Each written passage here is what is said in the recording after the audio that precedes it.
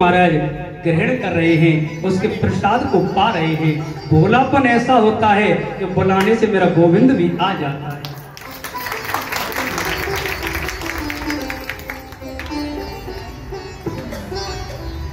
अपन देखते हैं भगवान निर्मलता देखते हैं, प्यार से को राधे। इधर जो लाइव चल रही है के न्यूज चैनल पर चल रही है, कार्यकर्ता है, इनका ही चैनल है मानो। भारत टीवी पर ये वीडियो डालते हैं, आप भी सर्च करके जो भी लाइक इनको फॉलो करें आप लोग, कहने का भाव। और उस पर भी महाराज आप अगर देखना चाहो 10-20 मिनट की वीडियो डालते हैं और यहाँ से के न्यूज पर लाइव चल रहा है। तो मेरा आपकी कृपा से, मेरा आपकी कृपा से सब काम हो रहा है। मेरा आपकी कृपा से करते हो तुम कन्हैया, करते हो तुम कन्हैया, मेरा नाम हो रहा है। आपकी हो रहा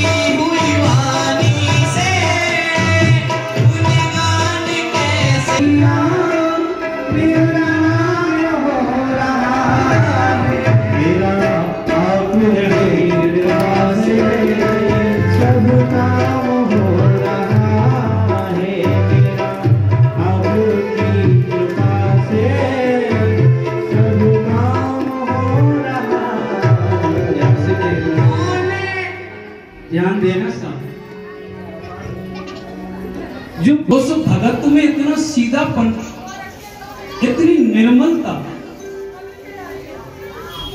इतना उसका कोमल हृदय गोविंद को बुलाता है प्रसाद पाने के लिए। साक्षात मेरे गोविंद आते हैं। जब गुरुजी ने उसको देखा, गुरुजी कहने लगे तू धन्य है, आज तेरे माध्यम से मैं भी धन्य हो गया, क्योंकि तेरी खातिर, तेरे कारण आज मैंने भी परम परमेश्वर परमात्मा का दर्शन कर लिया, गोविंद का दर्शन कर लिया। अगस्त मुनि और सुतीक्षण, तो सुतीक्षण शिष्य हैं। अगस्त मुनि ने यही कहा था कि मुझे राम जी का दर्शन करा देना, तो शिष्य ने गुरु को राम जी का दर्शन कराया। तो महाराज ऐसा शिष्य मिला है आज जो प्रभु का दर्शन गुरुदेव को कराया है। परीक्षित, ठाकुर जी उम्र नहीं देखते, ठाकुर जी डिग्री नहीं देखते, तो कितना पढ़ा है कितना पढ़ा नहीं है। ये सूरदास जो थे ना, ये जन्म से सूरदास नहीं है, सब जन्म के सूरदास नहीं थे। एक नाचने वाली है, उसको अपने राग सुनाते हैं, अपने पद सुनाते हैं। वो राज दरबार में जाकर के गाती है। राजा ने कहा इन पदों को तुम्हारे लिए कौन गाता है, कौन सुनाता है? पर एक मेरे पास एक पुरुष रहता है, और उससे लाना, उसे मेरे पास लाना। उसने कहा चलो राजा बुला रहा है, मैं कहीं नहीं जाऊंगा, मैं तो केवल तुम्हारे लिए ही इन पदों को गाता हूं। महाराज वो गायब हो गई, वो दिखाई कुछ दिन के लिए नहीं पड़ी, पागल हो गया। चिंतामणि चिंतामणि चिंतामणि, सब जगह उसे वो ही दिखाई पड़े। एक मंदिर में एक पंडित जी ने शरण दी है उसको, और जब मंदिर में पंडित जी ने शरण दी, 4-5 दिन तो महाराज उसे भोजन कराया। उसके बाद में सज्जन पंडित जी कोई कार्य से चले गए, उनकी धर्म पत्नी आई, उसे ही चिंतामणि समझ करके पीछे लग गए। और उसके जब पीछे लगे हैं तो ध्यान देना, पंडित जी ने बड़ी फटकार लगाई कि भले आदमी, मैंने तेरे लिए 2 समय का प्रसाद दिया, 2 समय की रोटी दी, और तुम मेरे पंडितानी के पीछे पड़ गए। गरम सुआ किया है अपनी आंखों में, महाराज सुआ चबो लिया, सूरदास बन गए। और हृदय की आंखें खुल गई भक्ति से, और हृदय की आंखें जब भक्ति से खुली हैं, तो सज्जनों हृदय की आंख भक्ति से जब खुल गई, तो जो पुजारी बिहारी जी का श्रृंगार करे, वो अपने अंदर हृदय की जो आंखें हैं उनसे बता दें कि आज मेरे गोविंद ने, आज मेरे बिहारी जी ने ये पोशाक पहनी है। पुजारी ने कहा भाई इनके आंख नहीं है, देख नहीं सकते, फिर भी ये कैसे बताते हैं कि आज ये श्रृंगार किया है? आज मैं कुछ पहनाता ही नहीं हूं, आज मैं कुछ बिहारी जी को पहनाऊंगा ही नहीं। बिहारी जी को नहला दिया, धुला दिया, अभिषेक हो गया, कुछ वस्त्र नहीं पहनाए। तो सूरदास जी कहते हैं हरि खड़े हैं नंगम नंगा, हरि खड़े हैं नंगम नंगा। ओह देखो तो सही, आज करदनी बांधे मेरे बिहारी जी कैसे लग रहे हैं। समझ गए इनकी जो अंदर की हृदय के जो नेत्र हैं वो खुले हुए हैं, और उनसे बिहारी जी का दर्शन कर रहे हैं, ठाकुर जी का दर्शन कर रहे हैं। जाट देवता हो, या तुम त्यागी हो, या तुम महाराज चौधरी गुजर हो, ये जरूर देखते होंगे तुम कौन हो, किस जाति में तुम्हारा जन्म हुआ है। तो कहते हैं कि जात पात पूछे नहीं कोई, जात पात पूछे नहीं कोई, भजे सो हरि को होई, हरि को भजे सो हरि को। जात पात पूछे नहीं कोई, जात हरि को भजे सो हरि को होई, हरि को भजे सो हरि को। प्यार से के राधे राधे। और मेरे छोटे भाई पंडित सुनील ओझा जी, जो सदैव हृदय में मेरे विराज हैं। भाई तालियों का साथ जब सब करें, जितने भी संगत हैं।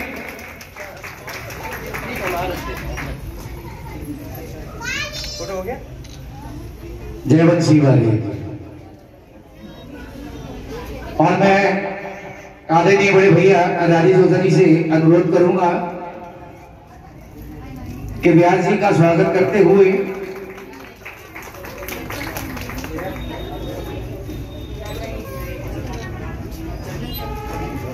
राजेश भैया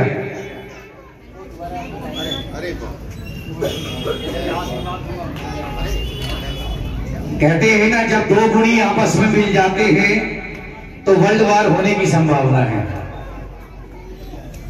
मेरे छोटे भैया पंडित सुनील ओझा जी व्यास जी का स्वागत करें।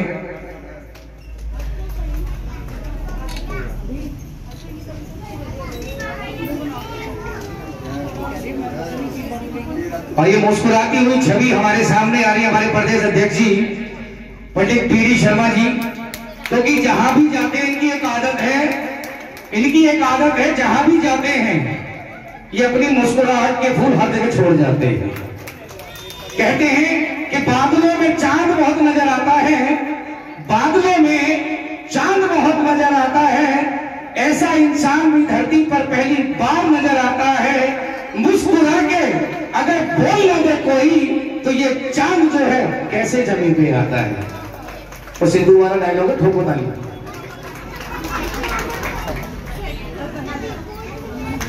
बहुत बहुत आदरणीय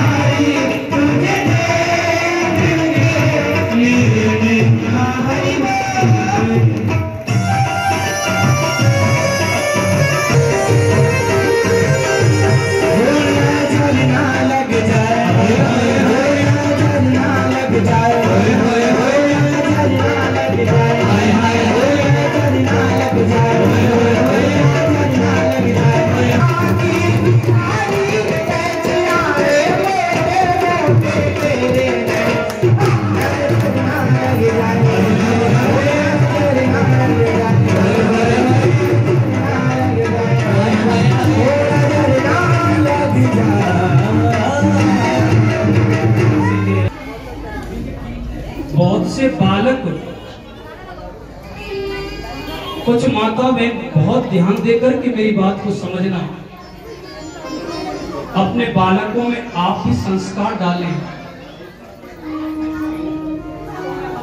जब कोई ये कहे ना कि अभी भजन करने की उम्र नहीं है, अभी मंदिर जाने की उम्र नहीं है,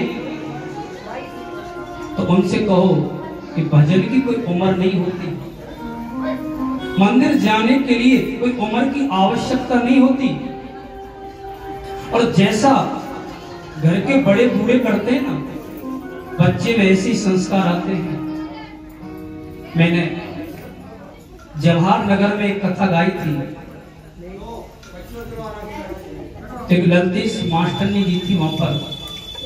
सज्जनों, 2-2.5 वर्ष का बालक, उनका प्रतिदिन का नियम था परिवार का कि वो बिहारी जी के चरणों में बैठ करके सुबह खड़े होते ही प्रार्थना करते थे।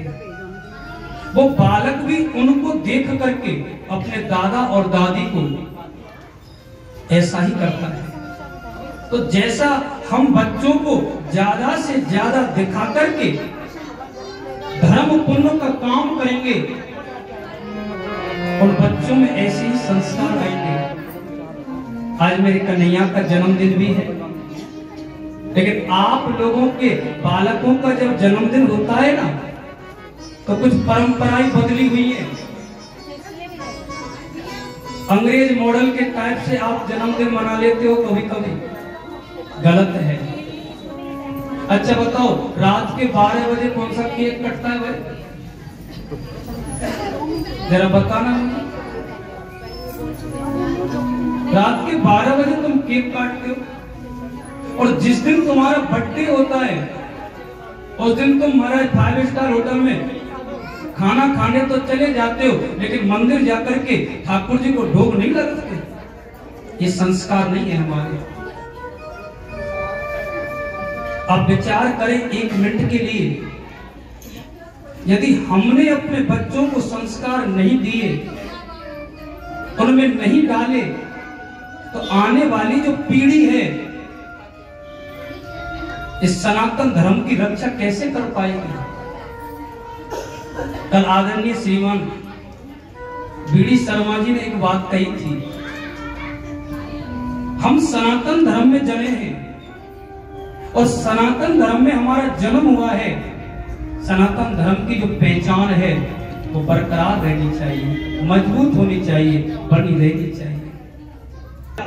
लेकिन घर में जो बड़े बूढ़े हैं उनके चरण स्पर्श कर और मंदिर जाकर के बिहारी जी को भोग लगा।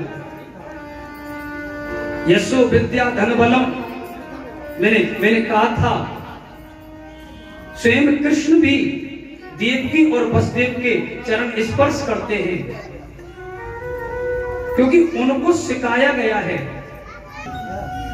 और ये आपको भी आज सहमति देनी पड़ेगी। सभी कोई पद वाले व्यक्ति आते हैं, चाहिए कि नहीं? कौन कौन सहमत है मेरे साथ में? जरा बताएं आप हाथ खड़े करके। मैं तो व्यासपीठ से निवेदन करता हूं कि महाराज ऐसा एक नियम लागू हो जाए कि गीता का एक अध्याय स्कूलों में बालकों के लिए पढ़ाया जाए, क्योंकि बालक को के लिए जब भगवत गीता का पाठ सुनाया जाएगा तो उनमें अपने आप संस्कार आना प्रारंभ हो जाएगा। और मेरा आदेश भी है, जो मुझे गुरु के रूप में यहाँ पर देख रहे हैं, कि रात्रि में जो केक काटने की प्रथा है, इस 12 बजे रात्रि में जो केक काटते हो, इस प्रथा को बंद करो।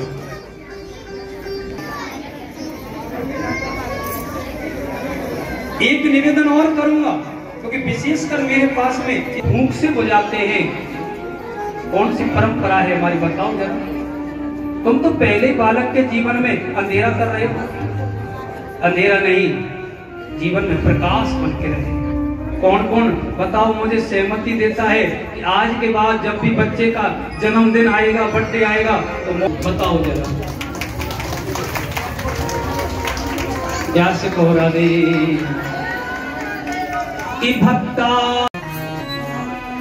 और इसके ऊपर बड़े भैया राजेश ओझा जी से अनुरोध करूंगा कि अपने बुखार बिन से सिर्फ 2 शब्द।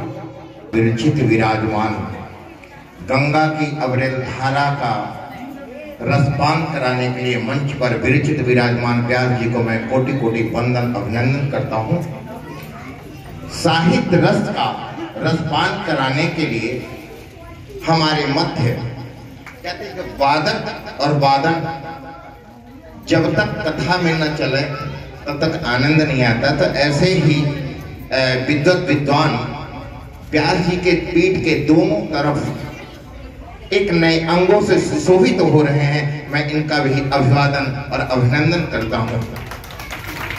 भारतवर्षीय अखिल ब्राह्मण महासभा के प्रकांड विद्वान विद्वत विभूति पंडित बीडी शर्मा जी का, पंडित सुनील वत्स साहब का एवं समस्त मातृ शक्तियों का अभिनंदन करता हूं एवं श्रीमती सुनीला शर्मा जी, संगीता शर्मा जी एवं बहुत सारी कांता बहन जी, अनियना स्वपरायण, बहुत सारी मातृ शक्तियों का मैं करबद्ध हाथ जोड़ करके प्रणाम करता हूं।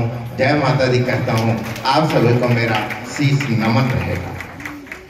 सनातन धर्म के प्रवर्तक, सनातन धर्म के पुरोधा व्यास जी ने अभी कहा कि शिक्षा काल में गीता का पढ़ाना प्रारंभ होना चाहिए। मैं आपको बता देता हूं, गीता का आपके 6th, 7th, 9th, 10th ये एजुकेशन में इंक्लूड हो गया है। दिल्ली गवर्नमेंट और सेंट्रल जो निशंक जी हैं परम शिष्य हैं और इसको जबरदस्ती करा दिया हमने। और आने वाले समय पर संस्कार की रही बात तो जैसे खावे अन्न वैसे होवे मन और जैसे पीवे पानी वैसे बोले पानी। आपकी बात को आज रात को ही जी न्यूज पे रख दूंगा और व्यास जी से आश्वासन भी है कि आपके निकले हुई मुखारविंद की वाणी ये देश के हर कोने में एक एक अंग में सनातन धर्म का प्रचार होगा, प्रसार होगा और हर घर में जैसे आप प्रातः काल गुरुपित मात महेश भवानी और प्रणव बंध दीन जन जानी। अगर साक्षात भगवान को देखना है तो अपने माता पिता का चरण छूना प्रारंभ कर दीजिए, आपके सारे ग्रह पवित्र हो जाएंगे। सूर्य पिता गुरु बृहस्पति व्यास जी और चंद्रमा माता शुक्र आपकी अर्धांगिनी। जो पुरुष बैठे जरा ध्यान से सुनेंगे। अगर घर बचाना है, कुंडली का 7वां भाव पत्नी का होता है और चौथा भाव माँ का होता है और प्रथम भाव सूर्य पिता का होता है। तो जीवन में सूर्य, चंद्रमा और गुरु और शुक्र 4 ग्रह यदि बलिष्ठ हो जाएं तो आपको कोई परास्त नहीं कर सकता। और इसलिए ऐसे ही धारा प्रवाह की आप सब पान कर रहे हैं, मुझे बड़ी खुशी है। और लाइव करने के लिए भारत टीवी के राहुल जी और हमारे नटखट भाई सीताराम और राकेश शर्मा जी का अंतःकरण से बहुत बहुत अभिनंदन करता हूं। के न्यूज की अभिनंदन करता हूं। और के न्यूज की लाइव चल रही है और कहते हैं लाइव जैसे आपकी सांस चलती है ऐसे ही के न्यूज चलता है। और कथा के लिए मैं बहुत बहुत आप सबका आभारी हूँ कि आप सब लोग के मैंने दर्शन किया और मेरा सौभाग्य है कि हम सब आपके मध्य आए और मिठाई बांटे। क्योंकि केक जब काटते हैं तो समझो ये अंग्रेजी है। तो मेरा अनुरोध है, इस रियाज गति की कसम खा के कहता हूँ, मैं अगला बर्थडे बनाऊंगा ना मैं लड्डुओं से बनाऊंगा। तो वही मैं आपसे अनुरोध